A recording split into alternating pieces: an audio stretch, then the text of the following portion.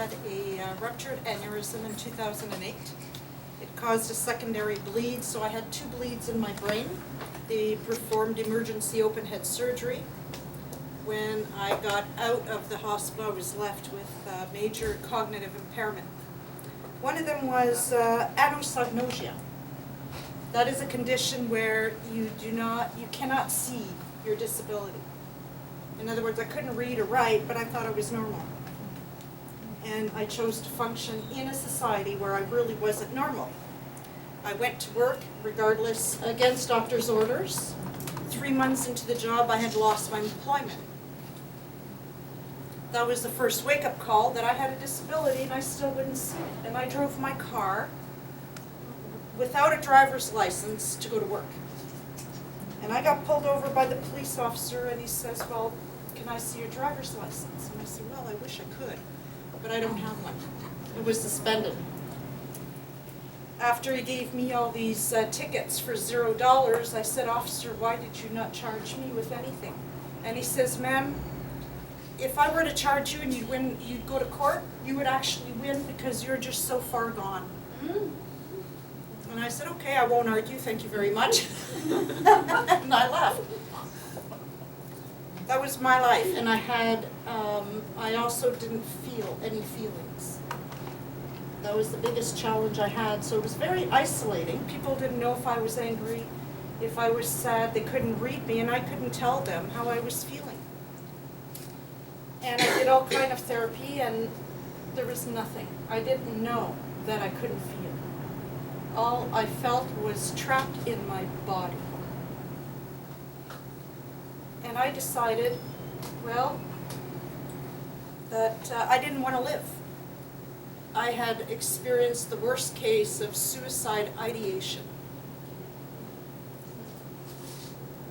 I felt like a misfit. I couldn't work. I was deemed incompetent for life, never to work again. Couldn't drive, didn't have any feelings, and I didn't know where to go. And one day I came across Philip Lai's Qigong. Had no idea what it was. And I think after the first or second class, Philip said to me, you need to be calm. And I looked at him and I said, calm? What is that? I couldn't remember what the feeling was. I said, Philip, I don't know what you're talking about. I have no idea what calm is. I don't think I was ever calm in my life. And he sat me down. He gave me an energy treatment. After about 5 or 10 minutes, he says, how do you feel? And I'm not sure, but I think it feels pretty good. And he says, well, that's calm. I said, well, I think I kind of like it. After a few sessions, my brain was starting to reconnect with my body. I was starting to understand calm. I was starting to understand, okay, at this moment I'm feeling irritated or I'm feeling sorrow. And my brain and body was starting to reconnect. And through the Qigong, after several classes, we've managed to get off the antidepressants that were not working. 8 years of medication that were not working, and I've been pill-free. I don't regret ever meeting Philip, although one day he says to me, and I always have to wonder if he knew I was suicidal when I walked into his class. Because he looked at me and he was right like a half a foot from me and he says, you know, you don't give up on me and I don't give up on you. And I thought, my first instinct was, you know, if you step a half an inch closer, I'm going to kung fu you. And that's when I thought, I'm really insane. I thought, this guy is a master kung fu, and I'm thinking, I'm going to take him on. There's no way. There's something wrong with me. So I thought, if I'm not going to listen to the doctors telling me that I have the disability, I better start listening to somebody if I want to get better. And I chose Philip to be my instructor. And I fought him, I think, on every angle.